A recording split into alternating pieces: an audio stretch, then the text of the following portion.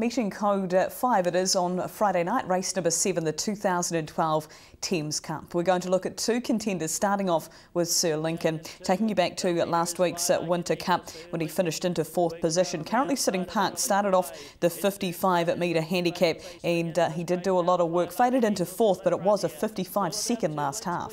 From Sir Lincoln, not making the necessary at this stage. Let's Elope is starting to arrive on the inside. He'll be flat running 3rd. Sir Lincoln down to the post goes. Fly Like an Eagle though. Fly Like an Eagle led all the way. Second over was Let's Elope. 3rd at the line. Possibly the inside, the wild card ahead of Sir Lincoln, and then Pocket the Dream. Last half 55 for Fly Like an Eagle, Craig, and in the Snipes report, Maurice McKendry stating he was not disappointed at all in the run for all the reasons that have been mentioned.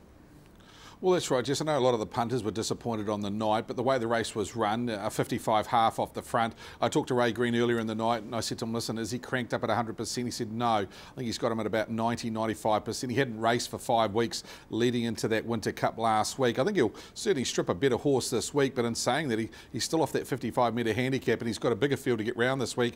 Some 10 runners, only 6 last week. There's no Fly Like an Eagle this week. There's no Let's Elope, but there are some nice types in there, including Better Dream and a horse that we're going to talk about, Jess, and Sterling Point. I'm going to go back and have a look at his last start run. Of course, this was at Alexandra Park. First up for a long time. He actually won the Winter Cup last year, Jess, and this time of the year he always performs very well. That's him in the 1-1 at the moment.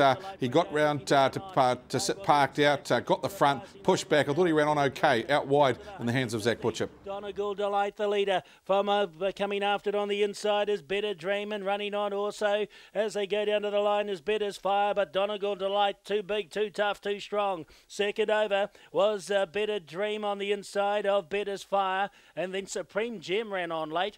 And behind those next as they went across was Kalani Miss from Delight Brigade. Then Sterling. Yeah, I think he just blew out probably about 150 metres from the line, Jess. As I say, that was his first run for 6 or 7 months, Sterling Point.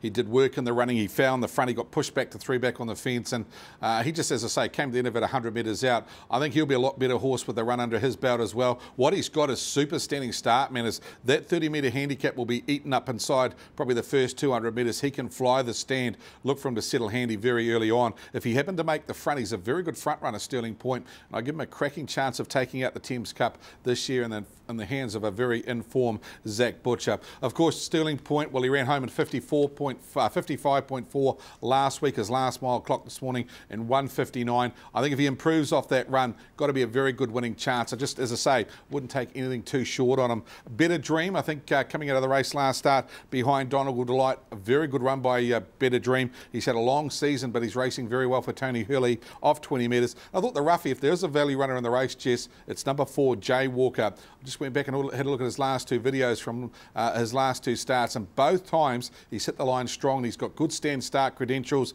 David Butcher will take the drive for Ian Small. So if you're looking for a roughie in your quaddie on Friday night, don't leave out Jay Walker. I think he's one that's on the improve. Yeah, he's got the second fastest mile rate in the field too, 2:01.8, just behind Stormy Sirocco and just ahead of Speedstar.